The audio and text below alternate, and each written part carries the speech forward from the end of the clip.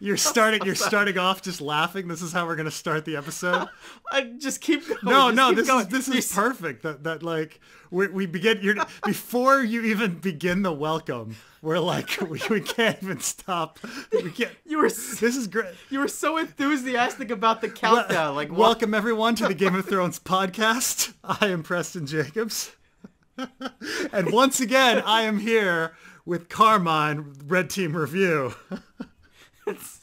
Wait, hold on. Let me do it. All right. I got it. Just keep going. I'll cut it. No. This is, first of all, this is fucking awesome. This is gold. You're not cutting this. Okay, whatever. All right, well, neither did the intro. Whatever. No, do your intro. Do your intro. Hello, ladies and gentlemen, and welcome to another episode of the Game of Thrones podcast. I am your host, Carmine of Red Team Review, and I'm joined here once again by Old Man Jenkins himself, Preston Jenkins. I would have gotten away with it if it wasn't for you pesky kids. It was meddling, but whatever. Who cares? Well, welcome, guys. Welcome back to the Game of Thrones podcast. And today we'll be taking a look at Season 7, Episode 6, Beyond the Wall. And as always, we're available on SoundCloud and iTunes. So consider following us on those platforms to get episodes as they're released. And if you do listen to us on iTunes, then please leave us a review. It would help us out a lot. And be sure to leave your thoughts down below on the current episode. We may cover your thoughts in the next podcast. Okay. And you saw that picture about comparing the two scenes. The first scene from Season 5 where the children are making the first White Walker ever. And we can see the same mountains in the back there as we see in this episode where the Hound looks at the mountain and he sees that's the arrowhead. Do you think that at some point the lands beyond the wall weren't always a frozen wasteland? Oh, that's certainly the implication. I mean, they definitely do the aerial shot of where they are, and it's supposed to be the same shot of where the White Walkers are turning the children. Remember when they steal Craster's kid and he brings them back to that circle? Right. I thought that was supposed to be the same thing, that they're turning this guy to become, they're making him into the Night King, and that was the same circle that he's using to convert more people. Right, the aerial shot. You know what I'm talking about? Yeah, I know what you're talking about. Yeah, so I think that was the implication, that yes, that the land of always winter was green prior to the changing of the White Walkers.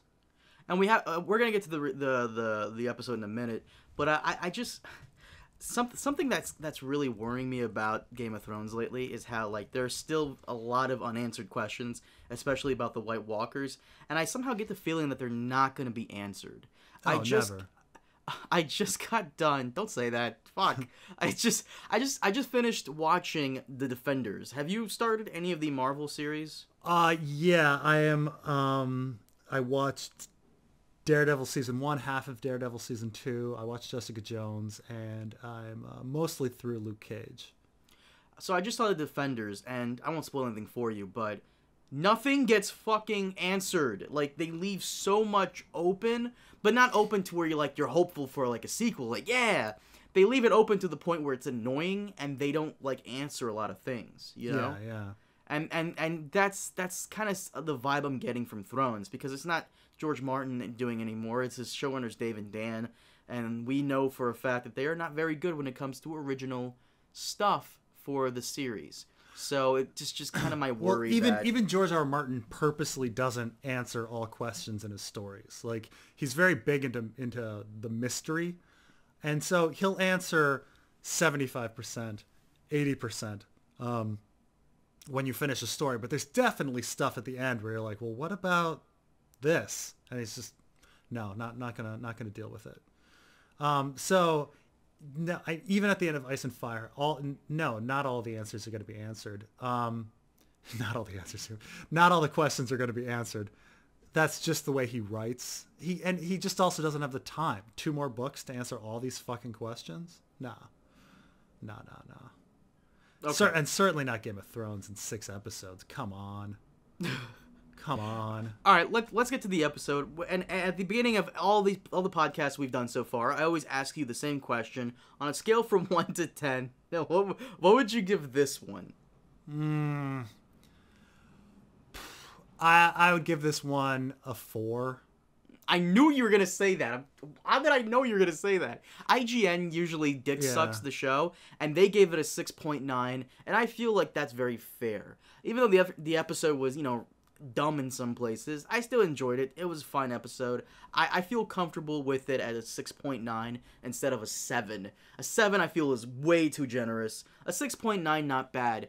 I recently released my my video, The Worst Episode ? Where I try to make sense as to why people didn't like it. And I saw your review, and that's something I forgot to put in mine, but you make a lot of sense when you say how in this episode it's almost as though nothing that happened previously in other seasons mattered. Right. Go into that real quick. Well, I mean, this gets really back to when we were all burned about Terminator Aria. Like everybody was doing theories like, "Whoa, this scene doesn't make any sense," and we tried to like come up with different things that would make sense and put everything together. And then when we were actually given the answer, it was just dumb and didn't make any sense at all. What was the answer? Arya just healed, automatically, and she was walking around the city completely out of character for no reason. Like that was the answer. I don't believe you. But yeah, I mean, that's what happened, right? So I mean, yeah, but I mean, it's strange. This episode, the internet turned on Game of Thrones on this episode. I mean, I've been screaming kind of alone, like or me and my fans, about how this show like hasn't really made any sense since season 5, and season 4 was definitely a downhill. Yeah, people didn't like Dorne, and that was a thing.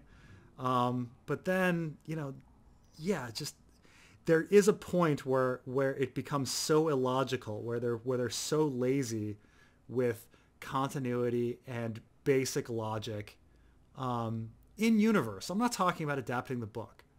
Fuck adapting the book. I don't care.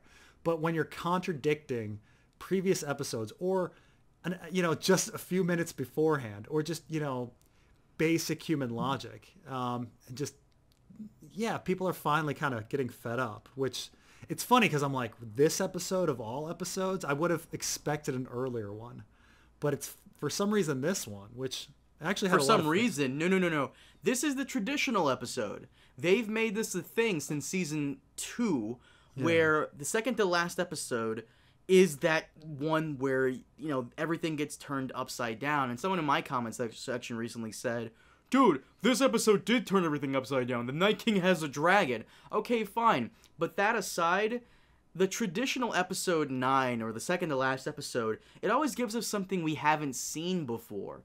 And this episode, Beyond the Wall, and this is something Phil the Issues Guy, his co-host Joe, said it best. This episode was basically a combination of Hardhome and Spoils of War. Mm-hmm. Every other traditional dreaded episode has always been unique in its own right. If you sit and think about it, it's been unique. It hasn't been done before. But this one, we've seen this. We go beyond the wall, we encounter snow zombies, and eventually the Night King, White Walkers. We fight them for a bit, get outnumbered, run away, and we see their awesome, fearsome power. We've seen this before multiple times. That's why people didn't like it that much. I think it was I think that's definitely part of it. I think it was a perfect storm of mistakes. So on the one hand, like in a macro sense, the mission doesn't make any sense. When and like I say, I use my mother as the example, and when she is, calling me on the phone going, I don't understand why they would go north of the wall. And I'm like, well, they're supposed to be picking up like a White Walker. And they're like, yeah, but why? Like, why don't they just go up and look at it? I'm like, well, they're bringing it back for Cersei. And they're like, well, and then my mother's like, but it's Cersei. She's crazy. And didn't they destroy her army last episode? And it's like when my mom, who's only a casual, who like, honestly, like a couple seasons ago, she was confusing who Ramsay and Theon were. Like she's not insanely into the details. But when she's sitting there going, this doesn't make any sense. Like, why would they be bringing, like, on that macro sense? And then in these micro senses, like, a raven cannot cross the entire world in a frickin' day, in frickin' half a day and have her, Dany fly a dragon up. When you get all of those together, like, there's no motivation. At least with Hardhome, you could say, well, yeah, Jon Snow wants to save the wildlings. That makes sense, So... and at least with the Battle of the Bastards, you could say, oh, well, Jon Snow, he wants to save his little brother. Like, that motivation makes sense. A lot of other things about the episodes didn't make sense, but I get the macro motivation. Like, Jon Snow wanted to save the wildlings. Jon Snow wanted to save his little brother. Well, okay, for the sake of arguing against you, just to do it, I can understand the reason would be, and they should have made this clear, is that you're right. They don't need Cersei's help to do this, even though she does probably have more resources than they do at this point. That aside, she has almost no forces left to defend herself with. They don't need her. But the time spent fighting her and defeating her for good, they would be losing manpower and possible time that they could be spending uniting together and holding off this threat. And while they're holding off this threat in the north, she could come in with an entire mercenary company and just take all the gains that's, I guess, Dany has. Gain that Dany has? All the gain. All the gain? She has one. She has... Castle Rock. Whatever. That's it. That's whatever. All the gain that she has. And I guess you could argue that Jon, while they're fighting the White Walkers, he doesn't want to turn his back. He doesn't want to turn his back and regret not taking out Cersei or bringing her into the alliance when he had the chance. Right, but you end up with a very long, convoluted motivation. True. And that's the problem is, you kind of need to know why people are doing something in a very clear, concise manner. Like, what do these characters want? I mean, this is the thing that theater people joke about. Like, they always go, oh, what's my motivation, right? What's my motivation? That's what a thespian wants to know about his character. What does he want? And I don't even know what they want. They saw a vision. Some characters saw a vision. And then Jorah wants to maybe impress Dany, and Jon wants to capture this White Walker for Cersei. It just doesn't seem, I don't know, it doesn't seem believable. What kind of annoyed me was that director Alan Taylor, he said, and we discussed this for a bit, but yeah. He said, I've only looked at one review online, which... What you think someone in your comment section said it was you? No, but it definitely wasn't me. I mean, because his comment was, oh, and they were talking about like flight speeds of ravens, and they'd clearly gotten a protractor out, and it's like, no, you don't have to try that hard, okay? Like, I guarantee you he was probably listening. He was probably reading an IGN review, because I noticed on their review, like, they had, like, distances and shit and raven, whatever. But here's the quote. I've only looked at one review online, and it was very much concerned with the speed of the ravens. I thought, that's funny. You don't seem troubled by the lizard as big as a 747, but you're really concerned about the speed of a raven. It's true that there are time issues, and I'm not actually sure how many kilometers there are between Eastwatch and Dragonstone, but it was a bit dreary to hear somebody who said, I cannot enjoy this episode because, the speed of that raven. Let me just say this. First off, number one, whoever says they can't enjoy an episode of this show because of a raven flight speed is fucking stupid and has no business reviewing a television show. That's one. Two, because you can't hate an entire episode based on one little thing like that. Two, don't try to defend stupid decisions by throwing dragons into it. I mean, we can believe a giant lizard that breathes fire because we've seen it before. It's so prevalent in pop culture, not even Game of Thrones, just in pop culture in general, that it's not hard to remove myself to believe in a flying lizard. But to think that a bird can move at supersonic speeds, I don't know, it's a little different. It's disingenuous because we all understand that there's in-universe logic. And when you violate your own in-universe logic that you've established, like that's the whole thing about fantasy, right? You first establish a setting with in-universe logic, and then you play by those rules. But it's the same thing where, like, I mean, imagine if I were playing a game of chess, and then halfway through the game, like, I picked up one of my pawns and I just moved him across the board and I took your king.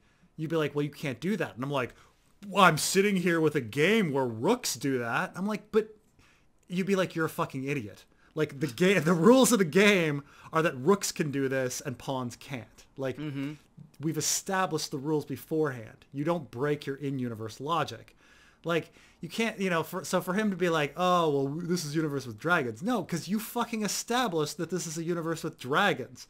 Like, you did not establish that this was a universe with fucking supersonic ravens. So, but, and it's not just the one thing. Had it just been the ravens? No. Right. It was a fucking pile. Well, let's get into it. First, let's start with Winterfell. Now, I'm ashamed to say this, but I don't think this is my fault. I don't remember Winterfell. I've seen this twice. The leaks and the episode when it premiered. And they flashed, I mean, they went up there like 3 or 4 times and like fucking nothing happened. Right. I mean, look, the Arya story about, Ned, even though, like, whatever. I'll you watched my review. It was such revisionist stuff. Yeah. Yeah, you showed a clip of episode 1. You even counted how long it was until the scene with Bran shooting the arrow. Oh yeah, I was like, you don't know what happened fucking 40 seconds into the fucking episode. You're ridiculous. You're ridiculous. But Winterfell, I don't remember what happened in it besides Arya and Sansa get into like a scuffle, and well, not even a scuffle. They just get into like an argument, I guess, or a disagreement.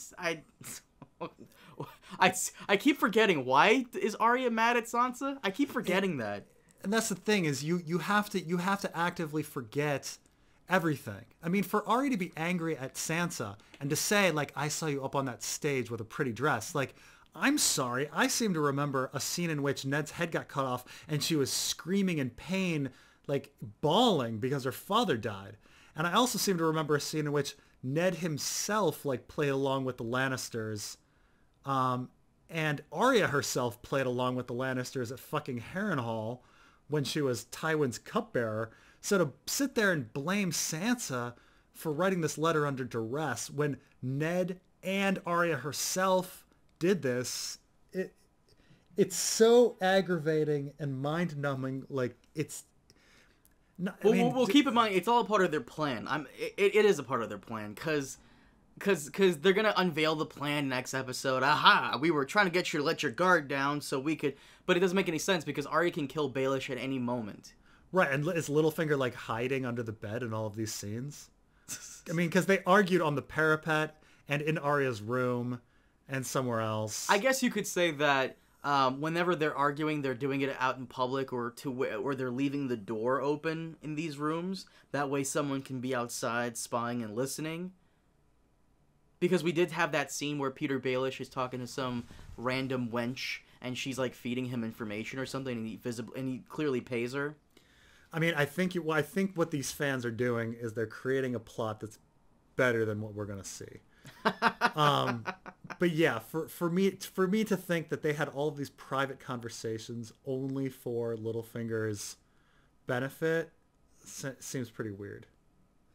But Arya can kill him at any point. I guess they're trying to lure him out into the open so that when they reveal that they did have him killed, there's a reason for it, I guess. It's going to end up being sloppy. It's ridiculous. I mean, if Bran revealed that Littlefinger betrayed Ned, they should just kill him. They don't need any... I mean, Arya's sitting here slaughtering lots of people without justification. Why would all of a sudden would she want, this full game, where they have to trap him here? Why for Littlefinger when she just poisoned all of these Freys, half of them who probably weren't even at the Red Wedding?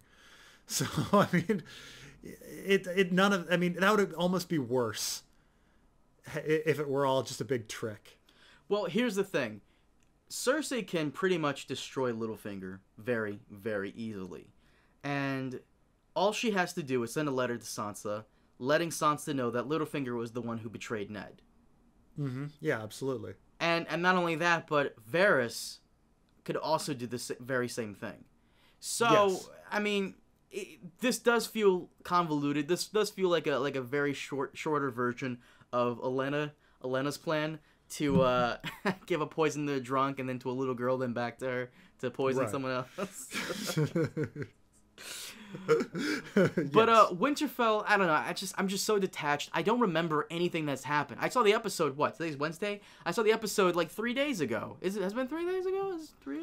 Yeah, I mean, yeah. 3 days ago. I saw the episode 3 days ago, and I should remember what happened in it regarding these scenes, and I just don't. I just don't really care that much.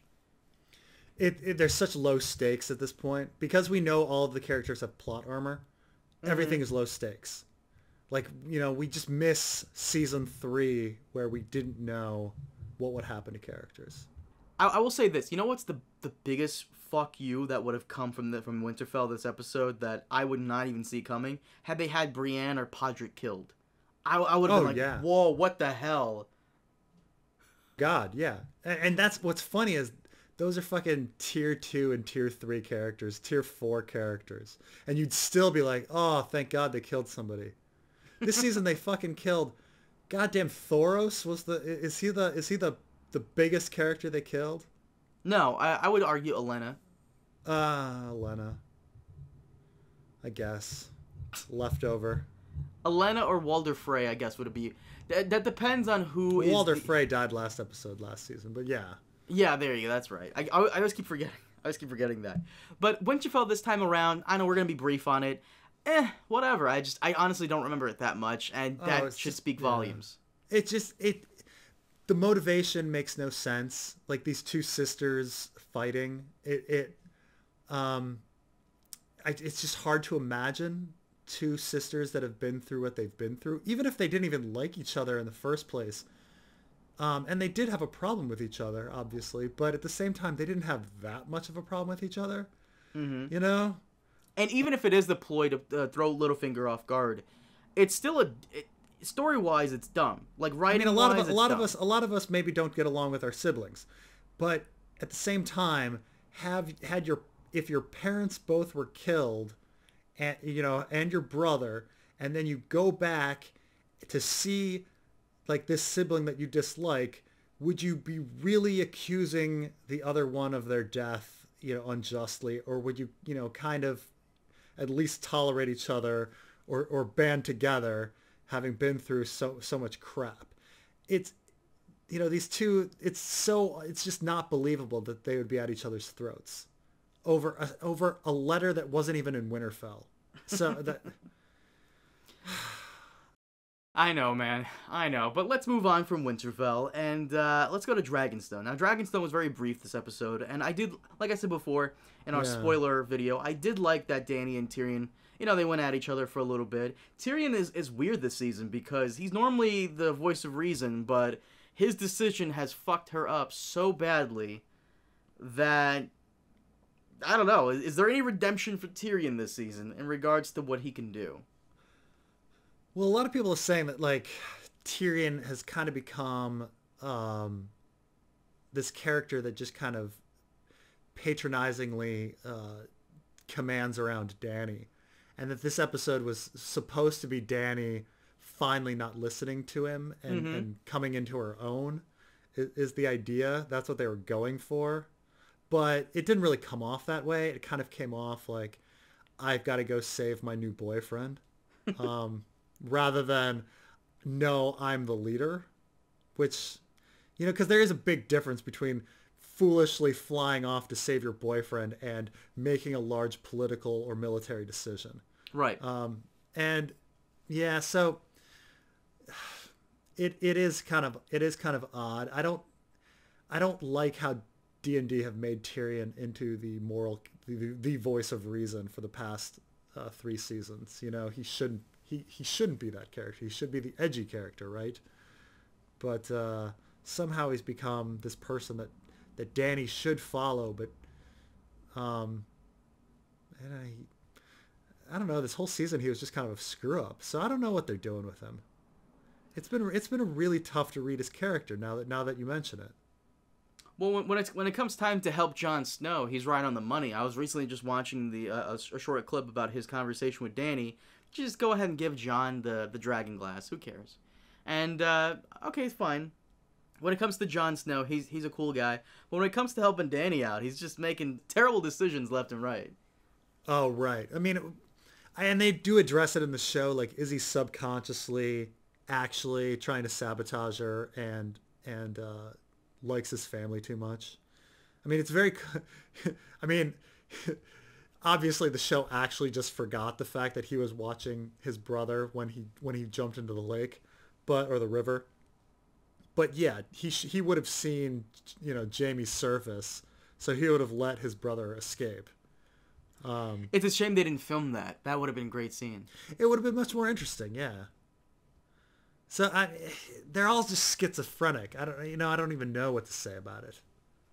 Remember early on in the season where like there was the big theory that there's a traitor in Dany's camp. Like, how did Euron... Is Melisandre the traitor?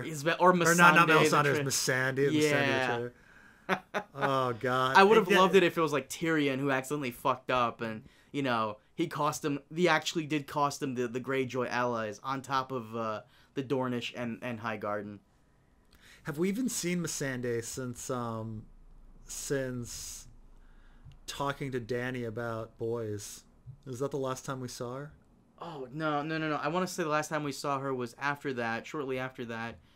No, she was on the beach. Oh, she was questioning. She was like, "What's a bastard?" Was that one? I think that was it, or it was either The Spoils of War, where I think she was on the beach when Dany was asking Jon what she should do. I think that's the last time. Oh, right. But silent, just kind of hanging there. Mm-hmm. I feel like they had to let her go for a little bit so she can go film the latest Fast and the Furious movie. Is she in all of them now? I know she was in one of them. I didn't know if they keep her on as a regular. She was in the last one and she was in the most recent one. So yeah, I know that's why they gave Ian Glenn. I think is that his name, Ian Glenn, the guy who plays Jorah. I know that's why they gave him Dragonstone. Oh, that's why they gave him what's that fucking thing called? The thing that Shireen had. Grayscale. Grayscale. I know that's why they gave him Grayscale, so he could go film that shitty Resident Evil movie, which fucking sucked. but Dragonstone. Okay, Dragonstone, I liked it. I like it when Tyrion and Dany go at each other. I also like the whole discussion What did you think of her outfit? You mean before or after she decides to go save Jon? Wait, you're saying they changed? Oh, I'm talking about her Thundercat outfit. Oh, you mean the blue one? No, the white furry one, the one they made out of the skins of ghosts. They She hunted a polar bear and patched that on herself. Well, I think it was a Siberian tiger on the back, and then it's I don't know, it's horrible. It was awful. It was awful. The thing by the way, we got so much shit for what we said in the spoiler episode where I said we're not fashion guys. But that was awful. I reiterate, we're not fashion guys, but that was fucking awful. But Dany, this episode, Dany at Dragonstone with Tyrion, I like that. That was a better scenes. But moving on from Dragonstone, I know we're going a little quick, but the episode, sure. In a sense, most of it was Beyond the Wall. So the good stuff about the Magnificent Seven was that mainly towards the beginning, things we got were pretty good. The things that were brought up that we expected to be brought up, and in my opinion, it didn't disappoint. Good stuff. Gendry took them to task for selling him out. Beric and Jon conversed briefly, which was good. And we got Jorah and Thoros discussing their crazy charge during the Siege of Pike. We did get some good things in the beginning. I would have liked the banter if... Well, okay, I'm a sucker for the banter. I know a lot of people thought the banter was pointless, but I liked the banter, but yeah. I would have liked it knowing if it was going anywhere. The problem is I know that none of it's going anywhere. I know that so Jorah and Thoros had an interesting conversation about, heroism, and then Thoros dies. And it's will that information about heroism affect Jorah? No. Not in any way. Knowing that this idol of his was really drunk, No. I mean, it was an interesting conversation for a second, Mm-hmm. a little fan service, but at the same time, like, it doesn't affect the plot at all. So it's, it's kind of like, well, that's done. Or Longclaw. Like, yeah, it's interesting that they talked about Longclaw for a second, but... oh, that's right, with Jorah and Jon. Mm-hmm. Yeah, but is Longclaw ever going to be mentioned again, or House Mormont's connection to it? Or... No, it's not. You're right. It's not going to be mentioned again, and who cares? But at the same time, though, we would have complained about it had it not been discussed. We would. Sure. We know our... Like, I know myself. I would have complained. No, I'm very happy they finally brought it up. I think Jorah's reasoning was bullshit. I think he could have just said, maybe one day, or he could have just denied it and say, I gave that sword up. Instead, he's like, pass it on to your children. And it's like, dude... Like, that's your house's sword. The one thing I will say that I'm glad they actually cleared up was that apparently Longclaw originally had a bear pommel instead of a wolf one. And I don't think that was ever revealed in the show until now. Oh, about switching it? Yeah. I forget. I'll have to look back at that. I mean, I remember the conversation pretty... but yeah, I have to check if he mentions switching it. But yeah... But I know myself, and I know you enough to that if they didn't talk about Longclaw being handed over, then we would have complained about it. So I did like it, and you probably forgot the joke you made a couple months ago when we discussed the leaks briefly. But your joke was Carmine. Imagine like if Jon gives him the sword and he just takes it and says thank you. That would be so incredible. Thanks, dude. This is awesome. I always forget. I really appreciate this. Oh, thank you. Some of the best stuff about it was the banter. But then we get to like some of the most ridiculous things. The fact that they could ambush a White Walker scouting party. I thought that was funny. I doubt it was meant to be humorous. But I laughed my fucking dick off. Your thoughts? Well, they took away all the mysteriousness of the White Walkers. All of a sudden, it's a guy in a blue suit. And he looked like a big fucking chump. Like, all of a sudden, you have these very mysterious... if you go back to the beginning, right? Like, Waymar Royce. And, like, seeing that first White Walker, you just kind of have the image. And then the next time... I think it's Sam, because we don't see they cut the Fist of the First Men fight in the show. It's in the book, but and the next time we see an other is when it attacks Sam at White Tree, and it's very creepy, and you don't really see very much of it. And then it's still the Night King and everything. He's always far away. You don't really get a good view. And then, but in that that valley or I'm not sure what to call it. The souk, the cliff souk. It's just he just seemed like a dude in a cosplay costume. Well, I will say this. I will argue against this and say the reason the White Walkers, because Jon takes him out. Apparently, he's taking him out way too easily now. I want to argue that the reason the White Walkers are such chumps in terms of fighting ability and their swordsmanship or whatever you want to call that. The reason is because they're so used to fighting shit wadlings with terrible weapons that I guess you can say they've gotten overconfident. Because in Hardhome, in the Hardhome episode, we see that the new Magnar Then, he's like this big rough guy who agrees to go with Jon back into the flaming hut where the dragon glass is. And then they encounter the White Walker commando or whatever, and he's fighting the guy, and when he tries to use his axe, it shatters, and the White Walker kills him. So I guess you could argue that the reason the White Walkers are being taken out so easily is because they're overconfident. They're used to fighting shit wildlings with horrible weapons, and here comes this guy out of nowhere who has this magical sword. It's unexpected, it catches you off guard, and that moment of being caught off guard can be fatal. So, there you go. I can see that argument for a White Walker specifically. I think later on when they were fighting the Whites and they were taking down 3 dozen apiece, that was ridiculous, because we actually have previous battles with whites, and they were, they didn't go down. Like here, they were just doing a slice and it would fall. And we had in the previous fights with them, that's not how they acted. They were very difficult to defeat. In fact, somebody even said, I was getting some messages like, oh, I disagree. They're using dragonglass, and dragonglass, sure, in the book, dragonglass doesn't work on whites, but maybe dragonglass works on whites in the show. And I was like, well, the problem is that we actually have scenes at Hardhome of Jon stabbing whites with Longclaw, and them not dying, them still being very difficult. There's actually a scene where there's a white trying to get through the wall, and he stabs it, and he's trying to hold it back with his sword, and it's still giving him a lot of trouble. Mm-hmm. One white half trapped in a wall is giving Jon trouble, and in this episode he's just chopping him down left and right like they're Chintari against the Avengers. It's just, or battle droids against Obi-Wan and Qui-Gon.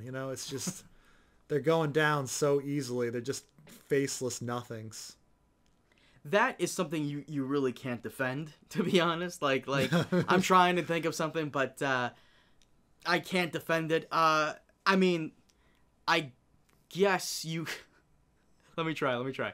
I guess you could argue that the Night King is controlling all of them through his psychic abilities, but because he has to control so many of them that it's difficult to keep them up after one slash of a sword?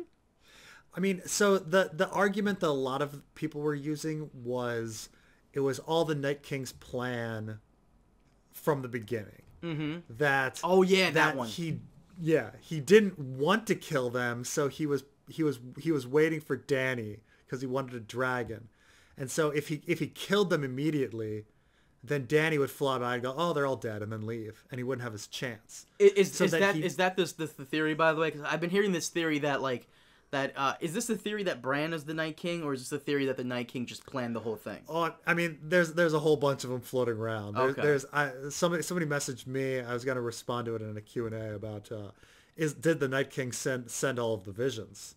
Like, is he the one that sent the visions to the Hound and Thoros, and is it all just to get them up north? What was the hierarchy, the level hierarchy you spoke to me about a couple episodes ago? There's Warg, Skin Changer, and then Warg, Greenseer. Skin Changer, and Greenseer, yeah. Does Greenseer, he's definitely a Greenseer then. Does Greenseers have the abilities to impart visions on other people? Well, I mean, certainly in the book, Bloodraven and Quaithe and Marwyn and the Shrouded Lord have those abilities. So those four characters, mysterious characters, have that ability. The show, has a lot, many fewer dreams and visions, so it's hard to say. I mean, Melisandre's still getting flame visions. Are they from the children? Are they from the Night King? Are they from somebody else? We don't know. That would be interesting if the Night King is kind of like behind the whole thing, giving her the visions. It's not the Lord of Light like she believes. It's the Night King. Right, and for the book, I theorize that the Children of the Forest are causing all of this trouble by giving everyone visions, causing them to create religion, and everybody's religions fight against each other, and it's their big scheme to get rid of humanity. Mm-hmm. The show seems to have the White Walkers be a runaway weapon that the Children of the Forest created, and the children seem, apologetic about that. Do they seem apologetic? I did not get that feeling at all. Huh. I got the feeling that they created monsters and they're kind of like sulking and have to band together with people to, not even people, just with the Greenseer, just with the Raven, to stop it. I guess it's hard to say because the children said so little and then they were killed off. But the whole idea that the Night King, yeah, you're right. You're absolutely right. I do remember in season 1, Jon actually has his, like the guy's choking Jon out and he's stabbing him and nothing's happening. But here, one swipe of the sword and they're gone. Yeah. It could be possible that Night King did orchestrate the whole thing just to get Dany to come in and do all of this. Because he has spears. He could just lob them with his amazing arm at the little island they were on. Yeah. But he didn't do that. So there is one podcast that I listen to that I really enjoy, and it's called Unabashed Book Snobbery, and it's done by these people that run a website called The Fundamentals, and they use a term called honeypotting. Anytime you try to plug a hole in the show with some crazy theory, it's called honeypotting, and they say it comes from Talisa. They're like, why would this strange girl from Volantis be on a battlefield talking to a king? This seems like such a ridiculous plot. She must be actually a Lannister spy, and so she's the little honeypot, like, and so whenever they have a crazy theory to try to plug a show hole, they call it honeypotting. But yeah, so you get a lot of these honeypots, as they say. But the problem is now every time people come up with these clever theories to plug the holes, I immediately go, yeah, but this is a show with supersonic ravens and scuba zombies and Wolverine Arya. And once I'm reminded of that, I'm like, yeah, the showrunners are not putting this much time and effort into it. So it's I can't buy into any of them anymore. Did you coin that term, by the way? Scuba zombies? What? I did, yeah. So let's talk about scuba zombies. So what's the joke here? That the chain they use to I always get his name in a different way. I always call him Visceron. Visceron, you can pronounce it however you want. Yeah, I like your pronunciation better. But the joke here is that the chains used on Viserion were supposed to be the chains that Tyrion was supposed to use back in Season 2 to stop Stannis' ships from getting away during the Battle of Blackwater. Yeah. That's the joke, apparently. Oh, really? That somehow they got Tyrion's chain and they brought it all the way up? The scuba zombies. Yes. The scuba zombies. Oh, my God. That's so funny. Who came up with that? That's hilarious. Who came up with that? The scuba zombies swam all the way down to King's Landing and got the chain. That's the theory. That's the theory. That's the honeypot theory. That's so good. That's so good. But okay, so that has got to be one of the most ridiculous things ever. Not only that, but why does the Night King need to touch the dragon? He doesn't, right? We saw him at Hardhome just wave his arms and everybody stood up. That's the one complaint I keep hearing so much, is that was the most stupid thing. I don't know why that of all things was so stupid. The whole cliche of the dragon opening his eyes. I don't know why that. People have been complaining about this episode, and rightfully so, but they're lobbing their complaints at random directions. I don't know what, because no offense to you, Boo Boo, but I read my comment section, unfortunately.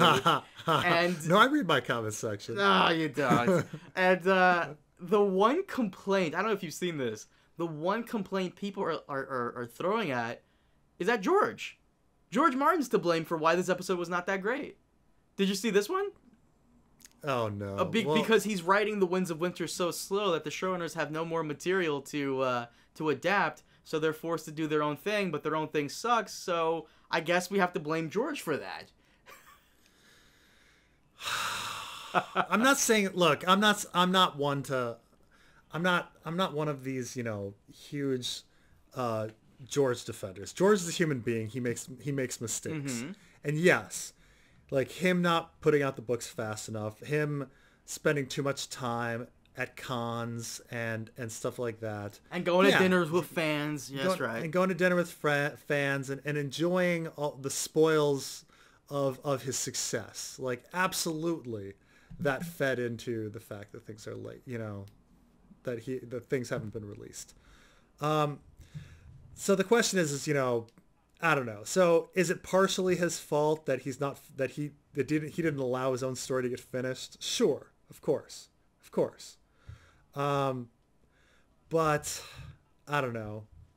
Some people are blaming him, saying, okay, the thing he did that was a mistake was giving them the outline. And that was a really big mistake, because now he either has to release something that's going to have a similar outline, and we're gonna be reading Winds of Winter going, oh, that's why they did that really stupid frickin' move. You know? Like Hold the Door. Like Hold the Door was powerful, but it didn't really make too much sense if you actually think about it in the context of the show. But we're eventually going to read Winds of Winter and find something similar with Hold the Door and go, oh, now we understand. Like, George R.R. Martin gave away that plot point. So a lot of people are saying this with the white dragon. Like, this white dragon, it's a little too interesting for D&D. It's a little too bold. That's so fucked up. That's so fucked up to say. And so this, so they say something this bold, this is probably going to be something from the books. It's like a plot point that George R. Martin gave away. Which, I think that's a big mistake that he gave away those plot points. I mean, if you... But you honestly fucking trust Dave and Dan to do their own thing and do it successfully? I mean, I will say this, like, the Ice Dragon thing, it seems a little cliche, but at the same time, I'm kind of excited to see, like, it in action next season. It'll be fun.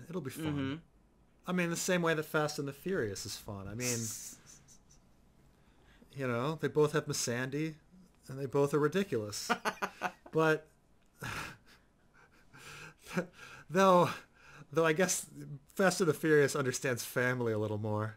Family. Everybody in Game of Thrones is like, fuck family. But I think George R. Martin's mistake is that he thought he could finish fast enough. He thought he was going to be hand-holding D&D the whole time. Right. Because him hand-holding D&D through seasons 1 to 3 worked well enough. And the minute he had to leave them because he had to go write, they couldn't do it. It's funny too, because apparently HBO trusts these assholes so much that they're willing to give both of them carte blanche on the next series. And oh my god, it's the most dangerous, especially this political climate. Like I can't even. It's hard to even think about. Fair. Now, to the people saying, like, that the series is racist or, giving it backlash. First off, I hate defending them, but you haven't seen it yet. I mean, not only that, but this political climate is so fucking stupid and has gotten stupid in the last 5 years. I mean, there's a new Bruce Willis movie. Have you heard about this movie? That it got, like, all the backlash because Bruce Willis is a white guy in Chicago killing black gangsters. And, of course, certain political groups got on his case for it. But the reason he's killing those black gangsters in the trailer is because those black gangsters shot up a little black kid, and he's trying to get revenge. That's his whole thing. He's, a vigilante. It's not racist. It's just, it's... If you're trying hard to see, race in this, then you're going to see it. But this is just a what-if story. Nobody's complaining about the man in the high castle.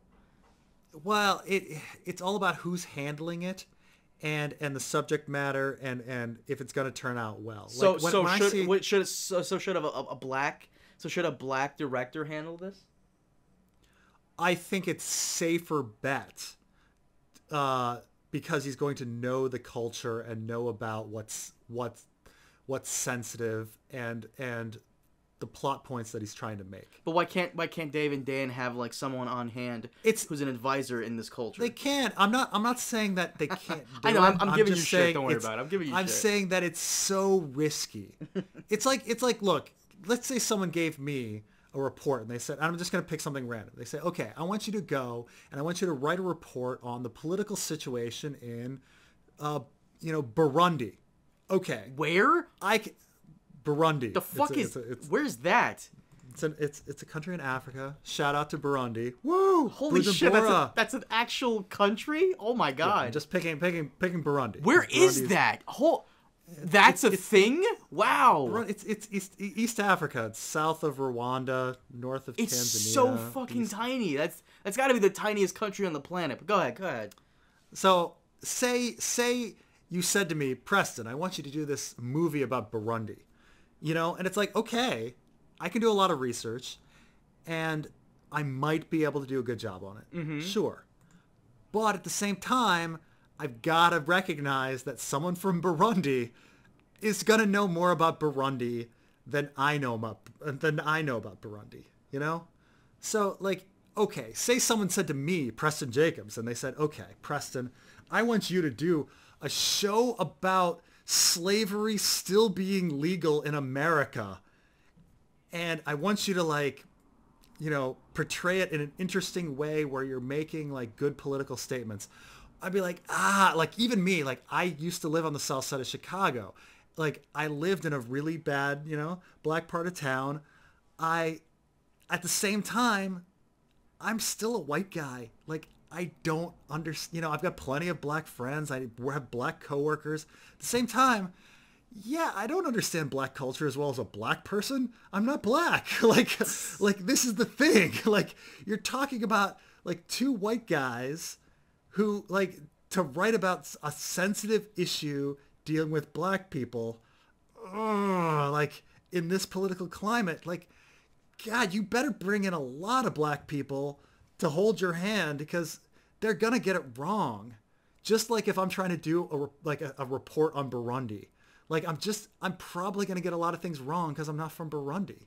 Like, just bring in people that, know how to do it. That have lived an experience, that know the political statements that they want to make. You went off on your own fucking thing so much. It's so dangerous. Look, there's a slim chance they might get it right, but God, no, they're not. They're not going to get it right. But all right, we got to get back on this thing. I know. By the way, but this relates back in this. Okay, I'll bring it back into Game of Thrones, and this is the big thing, because we're talking about, with Game of Thrones, what everyone complains about is the gender stuff, the feminism stuff. And this is actually an example where George R.R. Martin is a man who wrote about feminism and gender, and he did a lot of fucking research, and he gets it mostly right. He makes a lot of mistakes too, but he does a really good job. D&D have not done that research, and so when you're talking about, like, feminism and Game of Thrones, well, how do you know they didn't do the research? Wrong. Well, you can tell with the product that they've come up with. So I'm not. This is the thing. So I'm not saying that, like, George R. R. Martin is proof that, like, a man can write about feminism and gender issues and do a pretty good job. D&D are an example of two intelligent guys failing at it. Mm-hmm.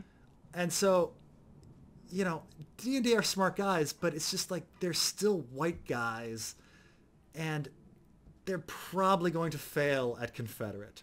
They're probably going to produce something really offensive. There's a chance they might not. There's a chance. Just like how George R. R. Martin, really impressively succeeded with Ice and Fire on gender. I just don't see them succeeding on race with Confederate. You might piss off a lot of people saying that, but understandably so. Yeah.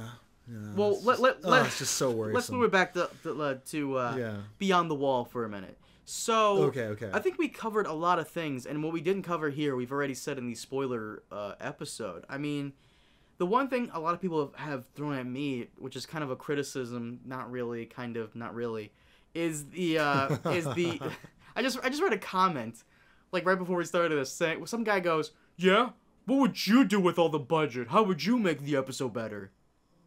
Oh, God. Okay, I can take a crack at it. How about that?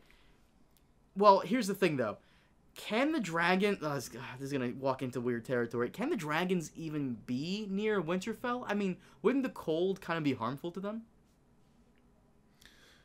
We don't know. Like, there doesn't seem... We don't know about how, ice and fire interact. Well, whatever. I mean... in every... Well, actually, if we go with the book, Good Queen Alysanne flew her dragon north and stopped at Winterfell and stopped at the towers on the way to the wall. So dragons can go to Winterfell and can go north of the wall. Okay, fine. Like, we know from good Queen Alysanne that she did that. Okay, fine. So the criticism I got thrown at me, the whole thing someone threw at me was, what would I do in this position? Fine. The way I would do it is, I would have Dany either at the wall or at Winterfell, you know? Her friends and her allies are going off on, like, this insane mission, so to have her on standby, just in case they get into trouble, is nice. That's what I would do with this episode, you know? She doesn't need all 3 dragons. You know, maybe just leave one of them behind or whatever, but she's there with 2 of them at least. And as kind of like a show of goodwill, you don't even need to bring Davos. Leave Davos back at the wall. Have him and Tyrion have, you know, their own little discussion. I would also have Benjen come in and save them when they're, like, you know, fighting the polar bear. Like, that would make more sense, and then give him more screen time. And it would also make sense that when Gendry needs to, like, you know, run back to the wall, Benjen can just give Gendry the horse. And Benjen also sacrifices himself to stop the Night King, but that goes completely wrong. Well, that's the thing is this season is kind of by definition contrived. Like, we kind of know that everybody's like, okay, D&D wouldn't be bold enough to do White Dragon by itself. So let's, you know, suppose George R.R. Martin told them, hey, there's going to be a White Dragon. And so the entire season, they're like, okay, how are we going to get Dany north of the wall with a White Dragon? And so they had to kind of invent this illogical mission in order to get to White Dragon, right? And so everything kind of goes backwards from there. So the question is, how would you get to White Dragon in a way that's a little more interesting or logical than I'll tell you right. I'll tell you how right now. Seven. I'll tell you how right now. Gendry gets back on Benjen's horse, and someone actually sent this as a message to me on how he would have done it as well. So shout out to Loco for that one. This guy's name. So what he would do is he would have Dany come in, Visceron goes down, and Benjen can't come with Dany because the wall won't allow him through, but he's gonna stay behind and try to light Visceron on fire. Because he knows fully well what a fucking white dragon can do. And as Benjen goes to light Visceron on fire, spear right through the chest. I mean, I would have simplified it and just said, right from the beginning, like, there's an army north of the wall of whites. And then Dany would say, really, let's go see him. And then she flies north and have time. We could stop at Winterfell, things like that. And then she would go north and they'd be like flying around searching for this army. And then they find it. And then she gets stabbed. And then the dragon dies. And then you could have an interesting story of like Daenerys and Jon returning to the wall and trekking over the north, and then they could fall in love talking to each other because that wouldn't work. I'll tell you why that wouldn't work. Because that is exactly what happened with Jon and Ygritte. Well, this is like poetry, right? It all rhymes. That Lucas reference. I recently rewatched Mr. Plinkett's. Plinkett's? I watched his Force Awakens. He was so. He wasn't as brutal as he was with the prequels, but he was still pretty up there. But I'm just saying there are less contrived ways, just say. Well, Jon and Dany trekking through the north, that wouldn't work because people would complain that we've seen it before, Jon and Ygritte. And I was gonna say to you earlier how I went back and actually watched the scenes with Jon and Ygritte and how their little flirty scene in season 3 where she goes, "Is that a palace? No, that's a windmill." A windmill? Who built it? Some king? Like that's like they're flirting, and he says how I want to put you in a cute dress. Yeah, so I can rip it off of you. If you rip my dress, I'll blacken your eye. Like I love that scene. That's such a cute little scene with those two. Well, because as I say, Rose Leslie is just such an incredible actor. And she cared. I mean, if you actually go through the lines, like the dialogue isn't even that great, but she makes it all work. Mm-hmm. She makes it work so well. As the tomboy to spark up the. She carries Kit Harington. She brings like. Kit Harington is clearly a guy who feeds off other actors, Like he is actually, you know, I give a lot of shit about Kit Harington, but in scenes where he's with good actors, he can act. Mm-hmm. In scenes where he's with bad actors, he can't act. He feeds off of other people. So if you go back, his scenes with Rose Leslie, because Rose Leslie is fucking top notch, are pretty good because he feeds off her energy. He feeds off her acting energy. Not only that, but it also helps when, because throughout they were dating throughout all of season 3, I believe. So it also helps that she's into him in real life and on the show. So that is a major help. But now that you've said this, let's go to Dany and Jon at the very end. What was your criticism of Dany this entire episode? She's sad because, you know, she what was it? She's sad, and we can tell she's sad because she's acting. You know, like she's such God, she just does blank face on everything. It's just part of it is, you know, she has a lot of Botox, but does she? I don't want to get. Oh God, her whole face is Botox. Are you serious? Yeah, oh yeah, and she's got the collagen lips. I don't want to be too like you know, calling, you know, people out on that because it, you know, it's bad. It's because I understand that it's tough to be an actress and dude, Emilia Clarke is still in her early 30s. Like she doesn't even need Botox. She's only 30. She's 30. She's 30? No. Yeah.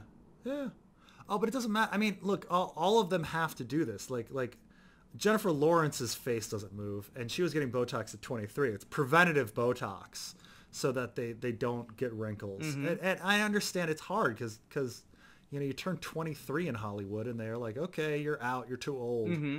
You know, and you know, I recently Maggie Gyllenhaal was fired from a movie because she was nearly 40 and her boyfriend in the show was going to be 50 something, and they're like, oh, you're too old for him. Like, what? Like, she's 40 and he's like 55, you know, like, but she was too old. So I get it. I understand why they have to do this, like, but at the same time, it makes their job hard because she can't actually physically do any expression on her face. Mm-hmm. And she's chosen this I need to be pensive, I need to be strong, stoic kind of thing always. So it was a really bad choice for how to play Daenerys. But she showed no emotion that when Viserion died. She showed no emotion with Jon. It was nothing. It's just blank face. What was the thing you said? You said, what was the thing you said? You thought. I was watching your review and you're fucking ridiculous. You thought Jon Snow for a minute died there because. Oh my God! And I got so many messages from people. They're like, I thought the same thing. I was like, oh my God, because there was this moment to go back and watch it, because there's definitely a moment where he just kind of like you know how like the and then people die and they kind of like stare off. He does it. He's like staring at her, and then all of a sudden he goes like completely lifeless. And then she lets go of his hand at that moment, and it could easily be like, oh, he died. And that's the moment he died. And then they flash back to him and his eye twitches, and you're like, oh, he's alive. He's so expression's. Like, oh my God, it's so hilarious. Please go back and watch the scene. I gotta go back and watch that. I didn't notice that. He dies. He fucking dies in the middle. And you're like, oh my God, he gave so little emotion that I thought he died. You cannot watch it without laughing now, because it's like, it's so there. When he called her Dany, that was so cringy to me. I don't know, like, I was a little bit of a sucker for it, but it doesn't make any sense. Like, no one calls her Dany. So who was the last person who called her Dany? Wasn't that her brother? It was her brother. No one else calls her Dany. I mean, in the book, she's Dany because, you know, it's from her perspective, and so Dany walks across the room. But yeah, no one calls her Dany except for Viserys. So Dany Jon romance, that's definitely in the that's definitely gonna happen now, unfortunately. Dress falls, wall falls. God. like we just said about Jon and Ygritte, that was earned. Ygritte was into him.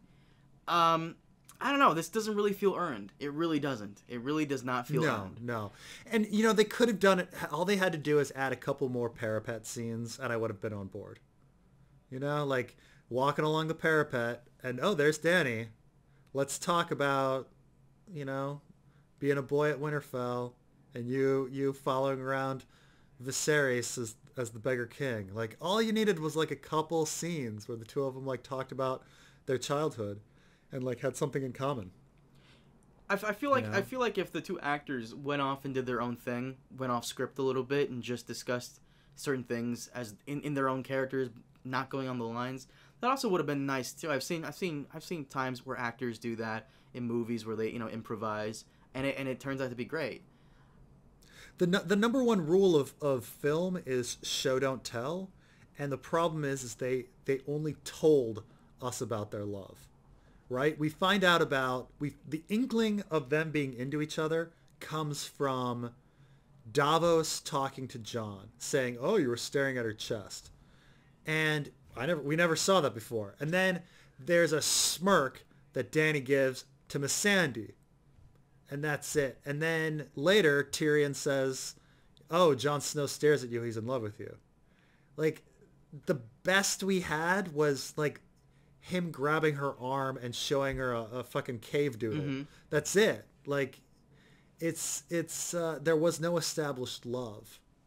And so and they only needed 2 more fucking scenes. They could have easily cut some Winterfell shit. That's true. I mean, like the most recent video I just uploaded, do you think this is because the season itself seems a little rushed because it's only 7 episodes? You think it's because of the HBO curse, where as time goes on, HBO shows start to decline in certain aspects? Or nah, I think they've just gotten lazy. You think it's gotten lazy? Do you think the reason they got lazy is because of franchise fatigue? You know what franchise fatigue is, right? I think that I do, but I think they got other things going on. I think it's